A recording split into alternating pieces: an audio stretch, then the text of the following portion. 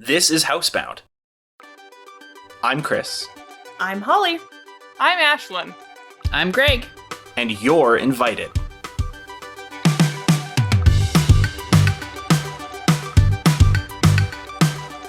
Welcome to Housebound. This is a podcast that the four of us created because we wanted the company.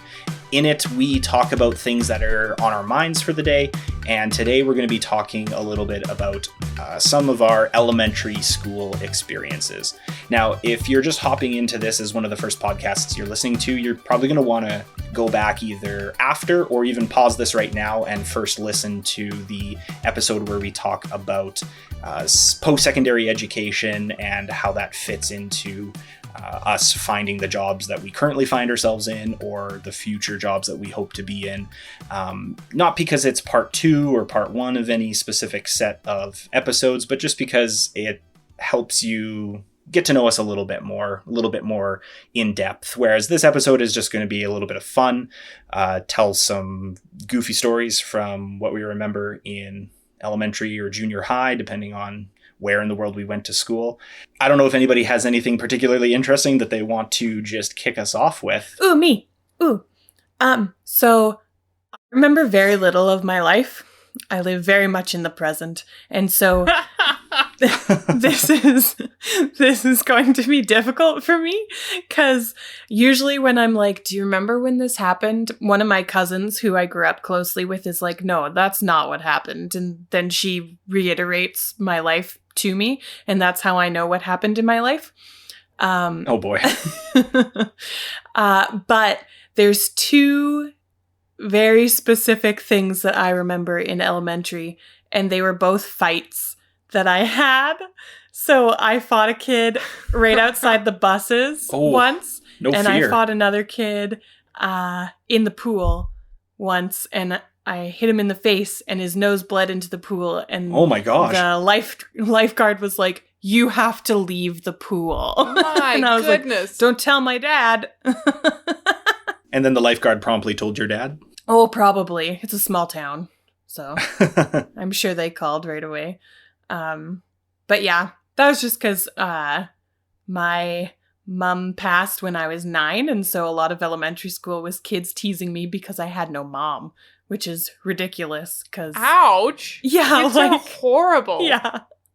Maybe we should scrap the concept for this episode and just focus on like why elementary school aged kids are complete jerks. They are terrible. Oh, but yeah, dear. I like vividly remember those days. Good times. Well, for you. Well, I mean, I was hurt at the end of the first fight too, but I definitively won that fight as well. Oh boy. Boys are wieners. Some of the kids at my school were mean too. I remember there's like, I was not cool in elementary school. I wasn't cool in high school either. Let's just clarify that.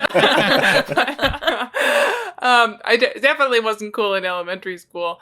But yeah, some of the kids were mean. I remember, I don't think I've told the story to you guys before, but maybe I have. But the captive audience at home may not know it. In elementary school, me and a few of my friends got really into origami and made... Sorry, I thought that was going down a completely different path. Like... I told you I wasn't cool. That was the preface for this. I feel like super into transition marijuana was seamless. Oh, yeah. In elementary school. I mean, holy moly. Anyways, continue, please. Oh, dear. No, we were into origami. Legit. And so we started making a ton of paper cranes, naturally. And Remembrance Day was coming up. And so our teacher was talking to us and she was like, what if you made like, we did the 1,000 paper cranes story where you make 1,000 paper cranes and then you get to make a wish. And so we would do 1,000 paper cranes before Remembrance Day, and then we would get to make a wish, and we would wish for world peace. Right. Because it's the day to remember all the wars that we fought for. Yeah. And so me and my friends were like hardcore committed to this. So we had so many like paper crane sleepovers where instead of like staying up all night and swapping boy stories, not that we had that many because once again, we weren't cool, but we would stay up and make paper cranes. And I spent just hours. My hands were so cramped making all these paper cranes. And then the janitor at the school got involved and he was like, okay, let's see if we can make some sort of a display at the front of the school for the Remembrance Day ceremony at our school. And so we ended up taking dental floss that had the mint on it because it makes it a little bit gritty and a little bit sticky. And so we could string that dental floss through a needle and pull it through all of the different paper cranes and position them on the string spaced apart. Right. Because the dental floss kind of made it stick. And so we had these long tassels of pure paper cranes raining down from the ceiling of the gym at the front of the gym for the Remembrance Day ceremony, all 1,000 of them. Crazy. And it looked absolutely amazing. And so our school contacted a few of the newscasters in the area to see if any of them wanted to do a spot on like these kids making these paper cranes. And so the Star Phoenix came out to take a photo of all the paper cranes and get a little blurb about what our school was doing. And a girl from my class that I did not have a good relationship with, I found that she was quite mean to me, found this Star Phoenix guy and told him that she made the 1,000 paper cranes. Because he came before the ceremony. He wasn't going to stay for the whole ceremony just to get this blurb. So she told him that she made the 1,000 paper cranes. And so there's a picture with her and the cranes saying how she did all this stuff. And we didn't see it till it came out in the paper. Holy crap. Like a couple days later. And we're so ticked. Yes. That's why world peace didn't happen. I'm convinced. That's why world peace didn't happen. Kids, I tell ya. This is lying for fame. That fame should have been yours, Ashlyn.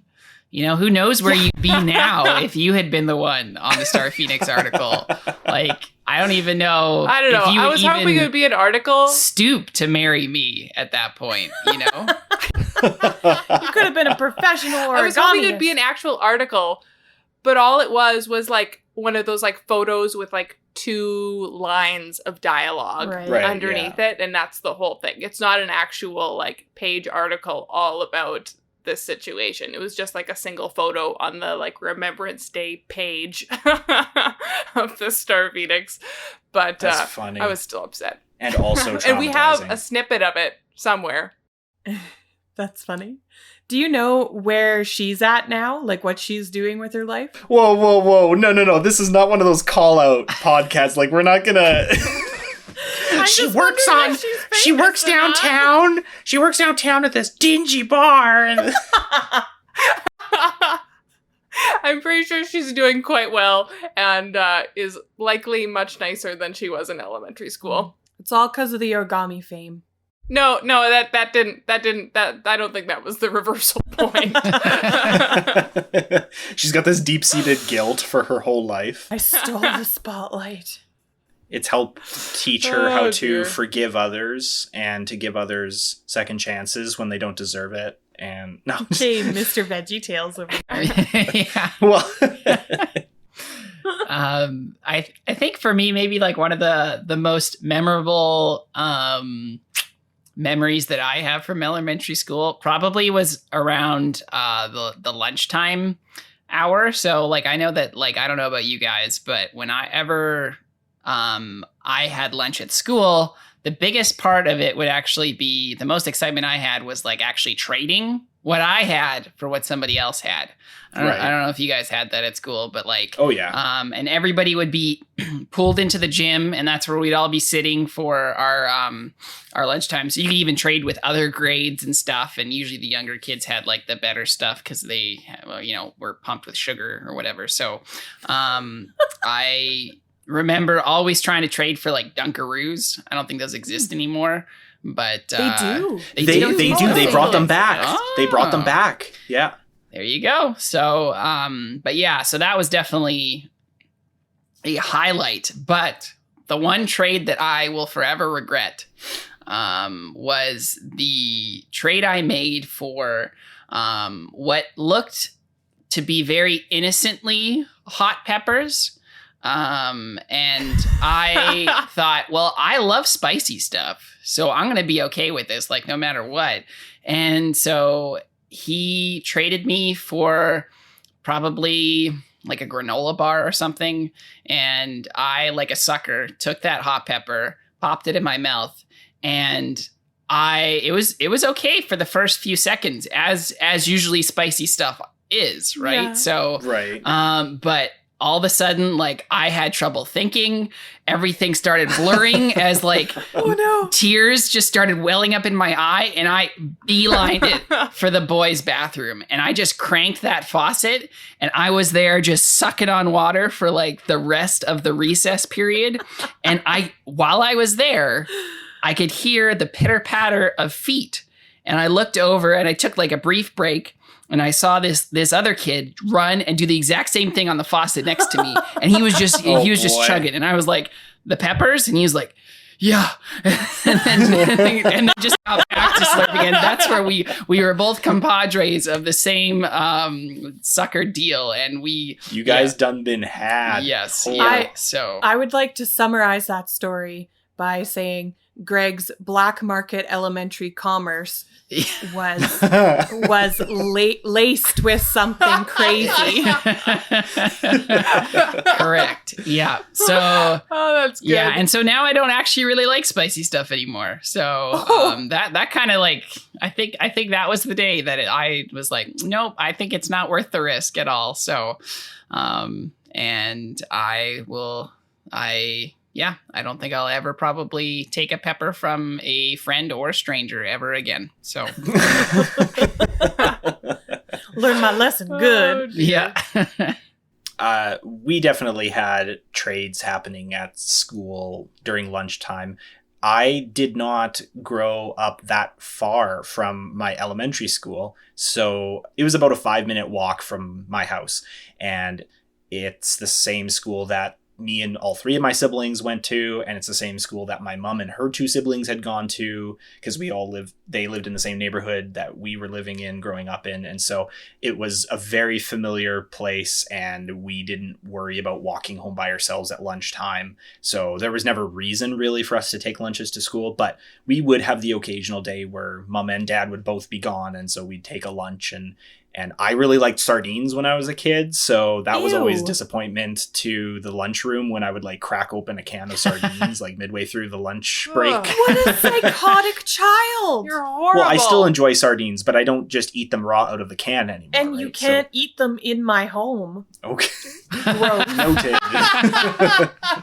But we would do things like hot lunches as well that I would try to beg my parents to let me pay for to stay for, because it was, you can buy a slice or 2 or 3 of pizza, and then you can also get a donut add-on or a chocolate milk or white milk add-on. And so that was always just a treat to be able to stay for those. We didn't stay for every single one. I think they did one, I want to say once a month, but that might be too often. It might only been once every 2 or 3 months. But it was a thing throughout my entire elementary school experience. And I should note, in case people listening went to different schools of different age ranges, ours was from kindergarten all the way up to grade 8.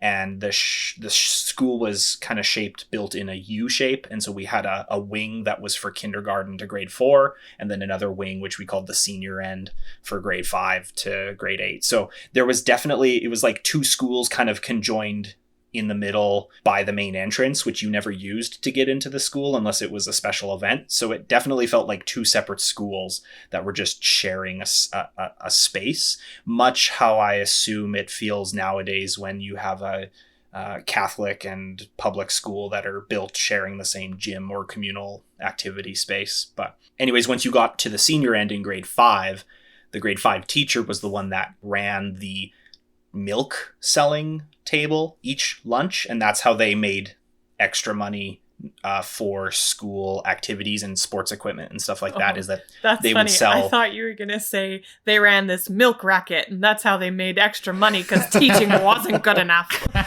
And when kids weren't watching, they'd sneak ghost peppers into the milk. Ghost peppers, yeah.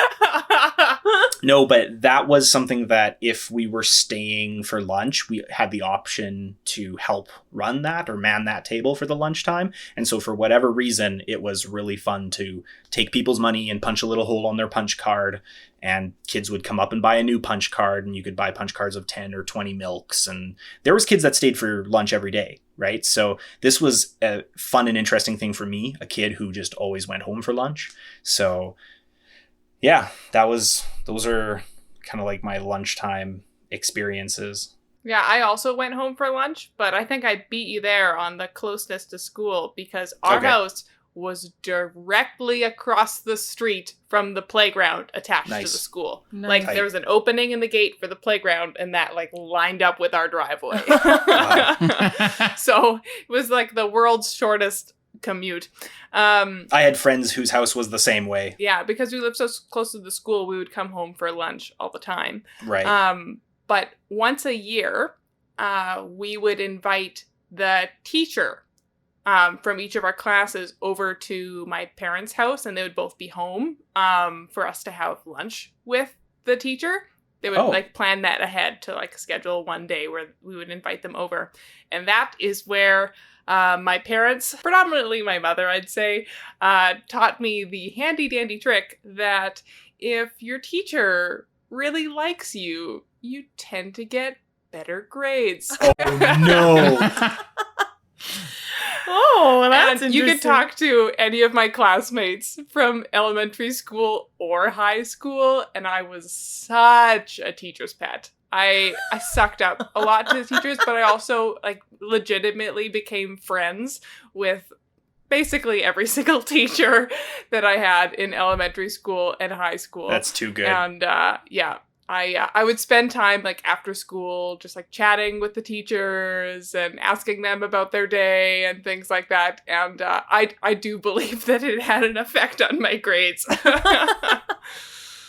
Well, I did also try to be personable with my teachers, but I don't think in elementary school I ever thought far enough in advance to like I don't think we ever had any of our teachers over to our house for meals or anything. My parents would have people that they knew from their workspaces over for near Christmas time. Oh, bring your whole family over and have meals with our family. But yeah, that's a stick that in your back pocket if you've got kids and in a couple of years you're worried about their grade 3 GPA.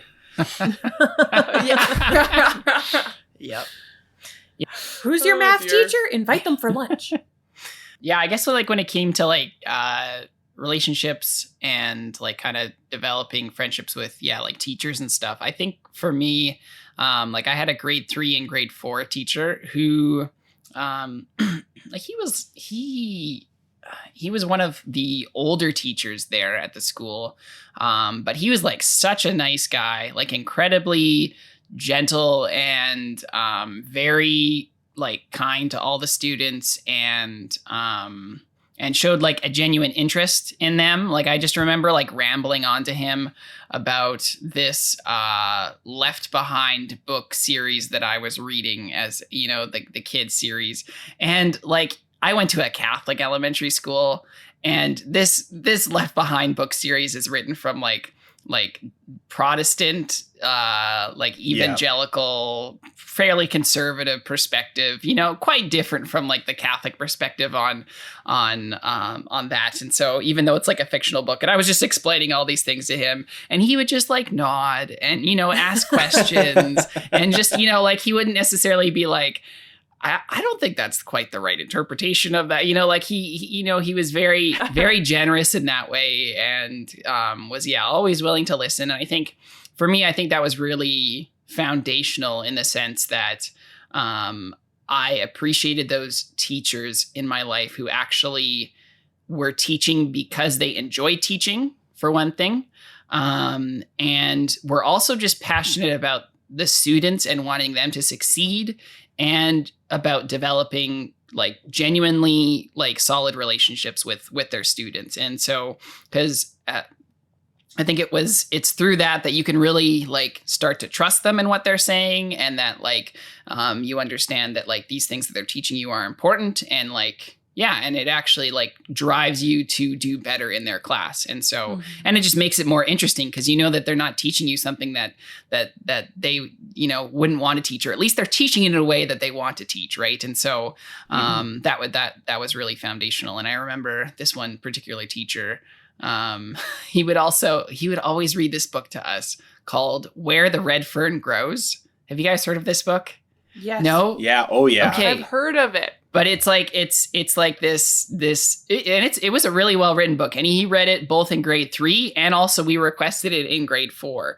But it's a book that just like it, when you reach the part in the story that like is really well known for everybody who's read the book, everyone is just like weeping in the classroom, like girls, boys, and it's just like this like emotional book. But yeah, like he was just, I think, that kind of teacher that was like just willing to like share like good stories and like really develop in us just like also a passion for even like, I know poetry was a big thing in his class, and just like kind of getting in touch with like kind of your thoughts and emotions and just being able to kind of express yourself. And so I think it was in those classes that I definitively learned like, yeah, like this is how it is to grow up. This is what it's like to be human.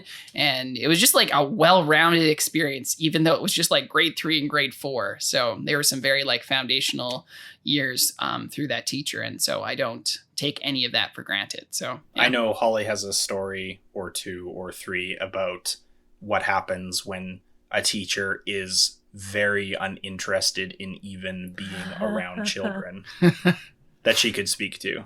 That's true, but those are all from high school. So if you want to do a high school episode, I could save them. Okay. Unless you want Let's me to say them now. Nah, save them. We'll table it. I want to talk a little bit about extracurricular activities.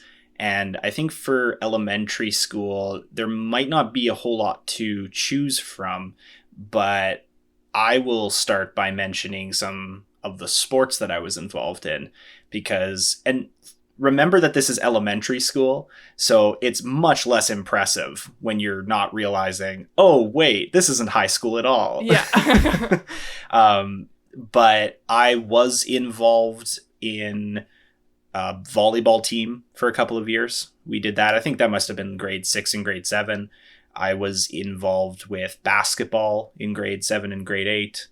In grade 5, I joined the wrestling team for I believe the one and only year that it existed. And it wasn't because of me. Broke wrestling. But we had our teacher in grade 5 was very keen to give it a shot and see if it could work. And I think it was a slightly new thing in other elementary schools. And so as a result, I'm not sure if they had multiple years of wrestling, but we didn't have a huge turnout for wrestling in our school. And so I think that's probably one of the reasons attributed to why it didn't last terribly long. But that was fun. And the longest running thing that I took a part of, pun intended, was track and field, and in collaboration with that, cross country. The way that it worked at my school was track and field was the event that happened in the spring and early summer of each year, and cross country was the long distance running events that happened in the fall at the beginning of each of the new school years, because it was colder out and they didn't have access to sports fields like they did in the spring and summer. And so I slowly worked my way up from, I think, starting in grade 5 and carried through until the end of high school. But I did the longer distance, 1 or 2 kilometer running events, or however long they were allowed to let us run for in elementary school.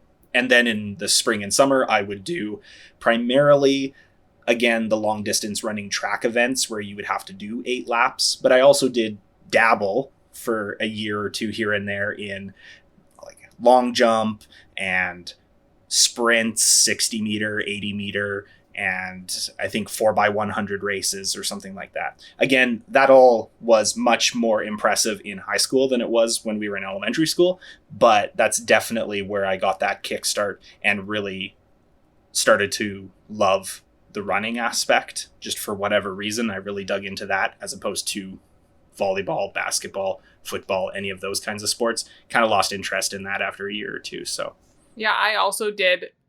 My elementary school ended in grade 8, and then high school started in grade 9. And I also did every sport under the sun in elementary school. And then as soon as high school hit, I promptly realized that I was horrible at all of them. And clung to the only one that I was good at, which was just cross country. Everything else I was dreadful at, but sure enough, I tried it. Like in elementary school, I did basketball and volleyball and badminton and track and field and whatever my school had to offer, basically. I am from Alberta, and so elementary ends at grade 6, and then there's junior high from grade 7 to 9, and then high school is from 10 to 12. And so if I'm putting myself in where your guys' elementary ends, then in junior high I played volleyball and basketball and badminton and soccer and all of them, everything. And everybody, because it was a small town, everybody had to do something in track. Nobody was exempt. So funny. I did several of those things, shot put, and I don't know if I ever did javelin, but I did shot put and discus and I think the 100-meter dash, because running is terrible.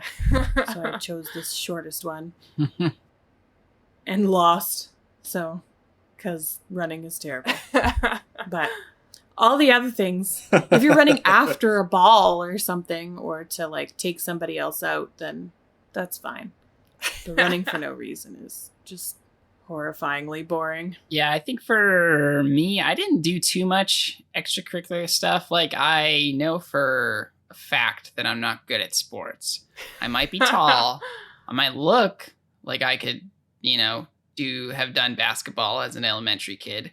But nay, I was not good at that. Nor was I good at soccer or baseball or any of those kind of things. So I think I probably enjoyed kickball, which is like baseball, but with the big. I think it's just with that big rubber ball, right? Yeah, you just have to kick the ball. Yeah, like that one Hence was kind of fun because it didn't require me to swing a bat and hit a ball with a stick. So I felt like I actually had a bit of a better chance of kicking the ball. And you still get the thrill of baseball when the bases are loaded and, you can bring your team home or whatever. So that was fun. But and I think for the most part, probably running was my best shot because there was very few rules. You just keep running and keep breathing. My only problem was I realized I had developed asthma, and at least mild asthma, and so then that also put a bit of a wrench into the whole breathing thing. So I was kind of down 1 for 2. So I was not a sportsy person. That's probably why I ended up reading and becoming more of a nerd that way. But give me a book and I'll read about a sports story, but you can never put me in one. Were there really ever any other activities to do in elementary-ish, junior high age schooling other than sports that was before or after school? I know we had before and after school programs at our elementary school for kids, again, whose parents lived farther away and had to drop the kids off at school earlier and pick them up later. There's, a 45 or hour buffer time on each side of the school day. It was kind of like babysitting a little bit, but that's not really outside of sports. I don't know that there was any other activities. Yeah. There was a few programs that I was in. So I joined the chess club for a short period of time to try that out. Me too. And so that was That was after school, I believe. And then I also was in a sign language club. Oh, that's where we cool. had a sign language instructor who would teach us. And I believe that was an after school program. That would actually have been Nice. helpful. Yeah. That's a good skill. That's a whole other all language. I remember from it is turtle. Oh dear. If you're listening to this podcast, just Google the sign language word for turtle. It's a lot of fun. I definitely remember doing chess club during lunch hour. But that was for like a brief stint. I think it was just for like that year it was open, and then maybe they just didn't have enough interest or something. But I do remember drama. That was one thing where being a part of a play, and there was be after school practices and stuff. I remember I was one of the characters in the play, and I had such qualms. It was my first mental ethical crisis as to like, Mom, Dad, am I allowed to say the word "darn it"? You know, like, Darn it. like, is that too close to a Was swear? this Oklahoma? You know? What was that? Were you doing Oklahoma? It was the Prairie Godmother. Yeah. So. Oh no. Yep. So, and it was like this like fable thing anyways, but yeah, I have a line in there where I'm like, "Darn it, Pearl," and as I'm saying "darn it" to my wife, so in the play. So You had a problem with the almost swear, but you didn't have a problem with the fact that acting itself is lying entirely. No, not at all. Or that you were an Nah. elementary school aged kid who was pretending to have a wife? Yeah, no, not at all. I was just fine with that. So Oh, yeah. that's funny. I also very much developed a enjoyment, and later on again into high school and afterwards a bit of a passion or a bug for drama.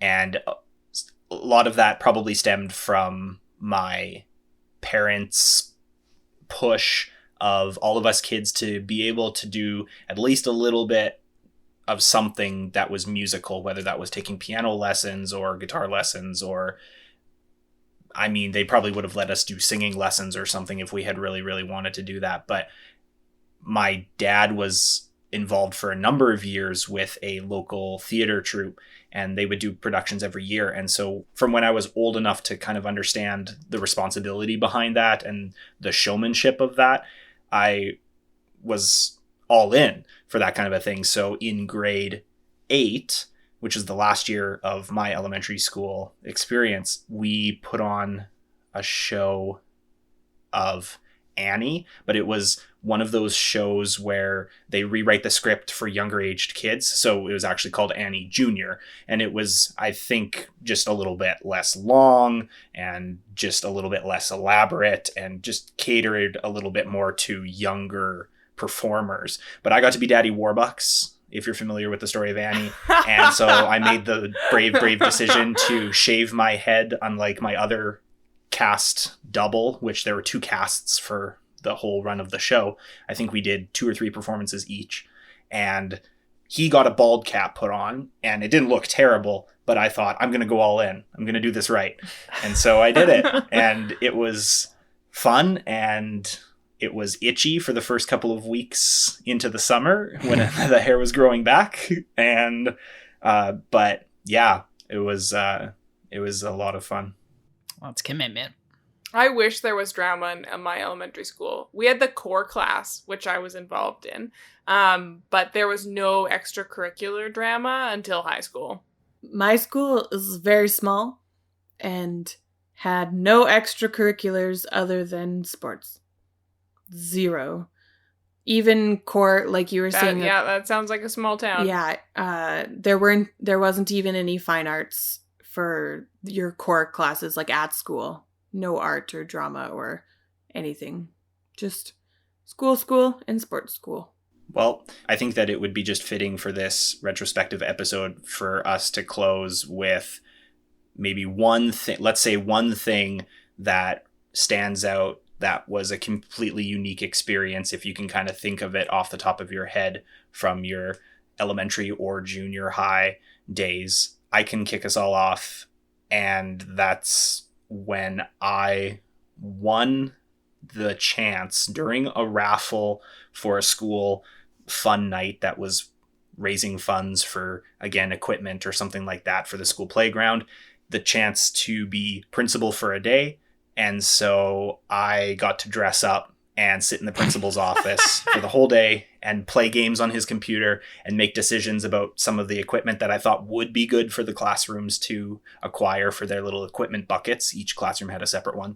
And the principal took my spot in my classroom for the day. And that's... Oh, no way! That's fun!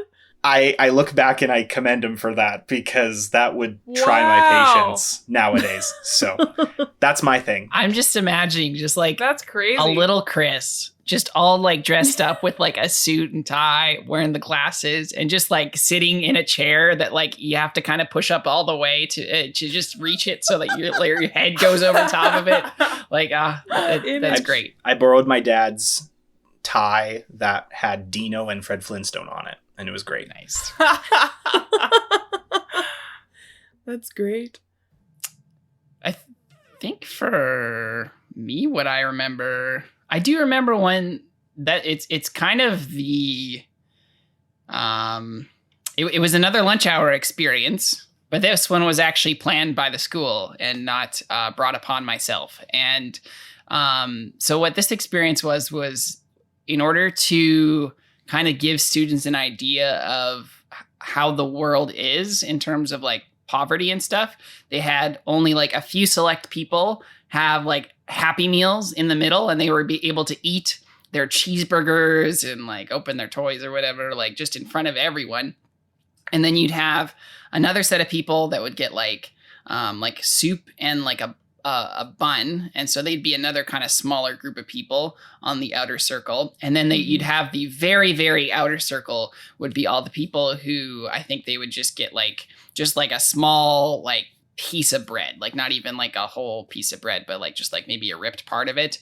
And they would represent then like a mass majority of the world that like lives in poverty. And it was kind of to show the imbalance of kind of wealth and sort of, I guess, the idea that we are in kind of that top, like, 1 percentile of the world that is actually wealthy. And so, and I think that was that was a pretty memorable experience, because it kind of stuck in my mind as to kind of recognize like where I am in a privileged spot, and to recognize that there is great need in the world. It's one of those things that it's easy to kind of think of ourselves just in the North American bubble and to sort of let that part of the world pass us by. But so I don't know. It was just like a really good memorable experience in that regard. But as for what it has done for me, I mean, I'm not obviously solving world hunger at the moment. I'm sitting in a very nice house, with food in the fridge and all of that. So I guess it's just more of a matter of kind of like recognizing and being thankful for where I am, but also maybe being mindful for the future, going forward as to what I can do. So sure. Yeah. Mm-hmm. Yeah. I'm not sure if this is like the most memorable thing from elementary school, but one cool project that I was involved in elementary school where we had it was some sort of like a business class. It was interesting, but in elementary school where we looked at different business models and business plans. And at some point you'd had to like actually start up a small business, and then we sold things during the playground. Fun. I think I sold bracelets, if I recall, but you had to come with like branding and everything. It was a lot of fun. But before that, we were researching businesses and how they got started and like how they like find their demographic and things like that. And so I chose to do my business as Jerry's, the ice cream and burger place that recently closed down in Saskatoon. Oh, yeah. I know. Oh, boy. And so I did my whole project on Jerry's, and I did a taste testing of like Jerry's ice cream versus other ice cream. And we also had to do a verbal presentation as part of that class. And here's where that sucking up to the teacher part gets real good. But my mom called Jerry's to let them know that I was doing this presentation all about their company at my elementary school class, and like if they had anything that they wanted to share, like some ice cream or some stickers or something like that. and Jerry from Jerry's came to my class. What? With ice cream for all the kids. Famous. And like gave a presentation about him and his company and stuff like that. Nice. But I was the coolest kid at that. Just getting other my people 5 to do seconds the of work fame for bringing you. in Jerry from Jerry's. Are you sure you didn't get in the Star Phoenix? Because, like, at this point, like, Yeah. how do you get that kind of, you know? This The clout. this other girl was vindicated Yeah. by what she did. Crazy, That's funny. crazy. Oh dear. Still wasn't cool though. That's okay. I don't have anything terribly memorable because, like I said, I don't actually remember my past. I do remember, just I guess a shout out to my teacher, Mrs. Peterson, because after my mom passed, she made like a significant effort to make sure that I was okay. And I remember going out for lunch with her at Tim Hortons, of all places. I have no idea where we were, Camrose or something.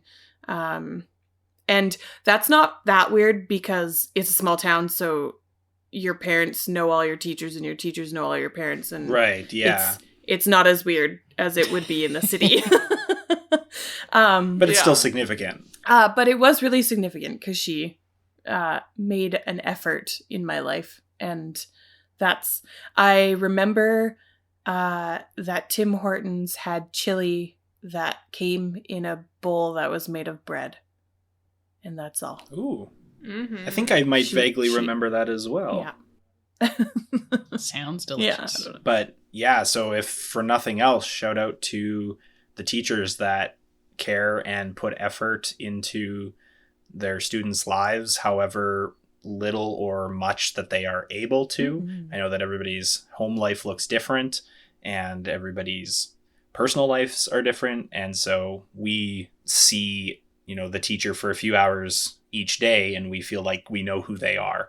But I think often as kids especially, we don't really understand the amount of effort that they go through, that they go to set up the whole year for us in advance. So, Mhm. well, I think that's all that we've got for you folks today. You can find us on many podcast services now. Just check out our profile on anchor.fm/housebound, and there'll be a full list of all the platforms where you can find us and subscribe to us. Also, rate us on that service and leave comments and reviews because that really helps bring up our profile and make it stand out amongst all of the other millions of podcasts that are out there. And that would help us and do us a great favor. We really appreciate it. You can also check us out on Facebook at the Housebound Podcast, and we'll be posting little snippet videos from our episodes and other information as we go along from there. We look forward to spending more time with you in the future. We'll probably do an episode about high school since there seem to be a lot of things that I thought about and Holly mentioned, and I'm sure Greg and Ashlyn have as well, of high school, young adult, post-secondary experiences. So why not make this like a triple, not actual episode altogether, but 3 related episodes? We'll just do them out of order. Okay? Sounds good. Sounds good. Super. Perfect.